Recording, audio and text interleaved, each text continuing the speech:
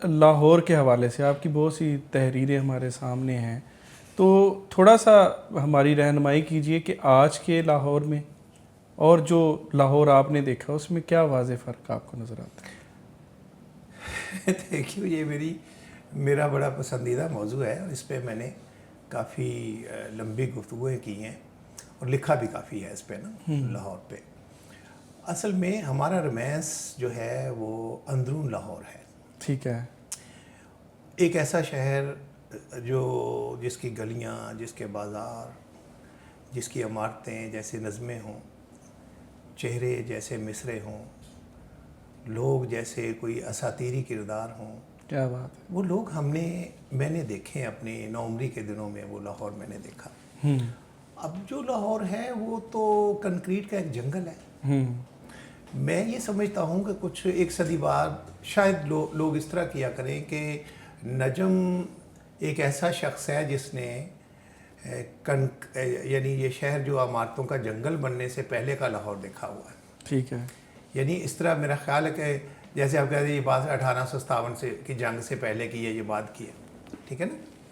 تو میرا خیال ہے کہ اب جو لاہور ہے اسے کیا، یہ سوسائٹیوں کا شہر، درخت کاٹ دیے گئے، پرندے اس کے اڑ گئے۔ آپ نے کبھی پرندوں کی آواز سنی لاہور میں؟ بہت کم ہو گئی ہے۔ بہت کم، ٹھیک ہے نا۔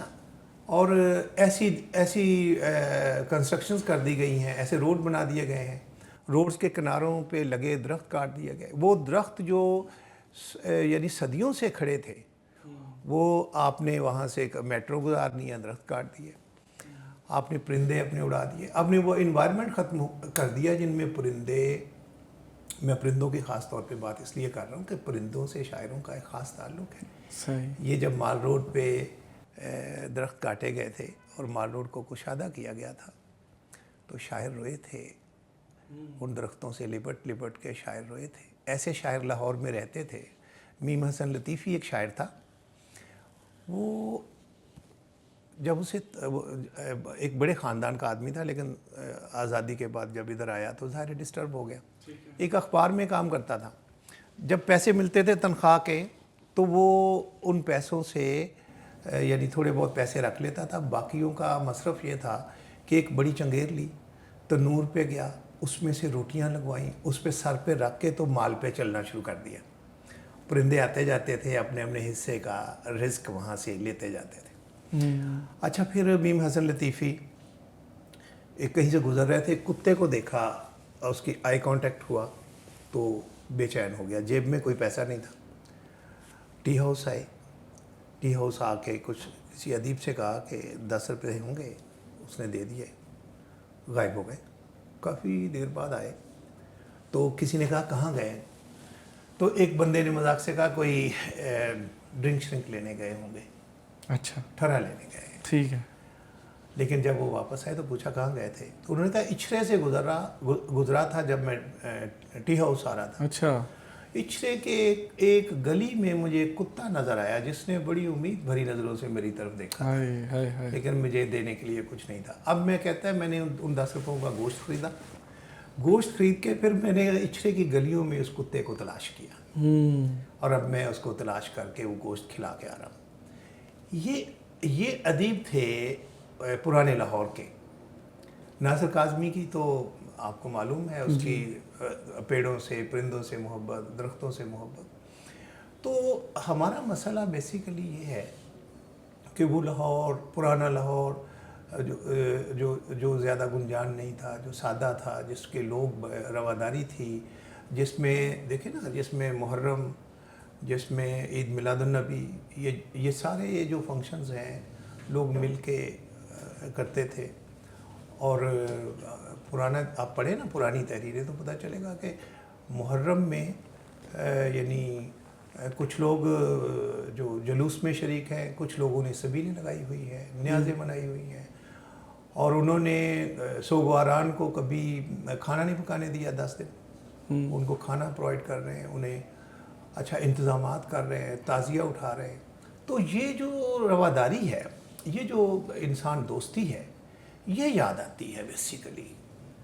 لاہور کی پرانی عمارتیں یاد آتی ہیں، لاہور کے فرزندان یاد آتے ہیں، پرانے لاہور کے گویے، لاہور کے شاعر، لاہور کے پینٹر اور لاہور کے پہلوان، یعنی اکھاڑے لاہور کے تکیے، لاہور کی گلیاں، لاہور کے میوزک. تو اس لیے یعنی ایسے لگتا ہے کہ وہ شہر، اس شہر سے جس میں ہم آج رہ رہے ہیں، اس سے بہت بہتر تھا، بہت اچھا تھا. اب ہم نے اس کو شہر نہیں، ہم نے اس کو جنگل بنا دیا. دیکھیں نا لاہور کے ارد گرد جتنے لہلاتے کھیت تھے، درخت تھے، سب کاٹ کے ہم نے اس کو یعنی سوسائٹیوں کا شہر بنا دیا ہے. اور سوسائٹیاں بھی ایسی جن میں انسان نہیں رہتے، لگتا ہے ساتھ ساتھ رہ رہے ہیں، اور وہ ایسے ہوتا ہے جیسے کسی سمندر میں دو جزیرے ہوں، ہوتے تو ایک ہی سمندر میں لیکن آپس میں تعلق کوئی نہیں ہوتا. تو اس لیے یہ ایک ایسی سوسائٹی ہم نے جو ترتیب دی ہے جس میں ہم جو وابستگی ہے ختم ہوئی، وفاداری ختم ہوئی ہے، قربت ختم ہو گئی ہے. لوگ اپنے اچھا پھر ہمسائے سے کوئی تعلق نہیں، تو ایک ہی چھت کے نیچے رہنے والوں کا بھی آپس میں کوئی تعلق نہیں. یعنی 3 کمروں میں 3 جو لوگ رہ رہے ہیں وہ 3 مختلف دنیایں ہیں. دیواروں نے انہیں بالکل الگ تھلگ کر دیا ہے. وہ ایک چھت ایک ہے لیکن افراد 3 ہیں. تو یہ بڑے مسائل ہیں نئی زندگی کے نا، یہ جو نئی کالونیاں اور جو اچھا پھر یہ کہ ہر کالونی شہر سے دور. ہاں جی. وہ یہ جو فاصلے ہیں آپ بنا رہے ہیں اپنے لیے تاکہ آپ مل نہ سکیں، اکٹھے نہ ہو سکیں. تو یہ چیزیں جو ہیں یہ نئے لاہور کو پرانے لاہور سے مختلف کرتی ہیں.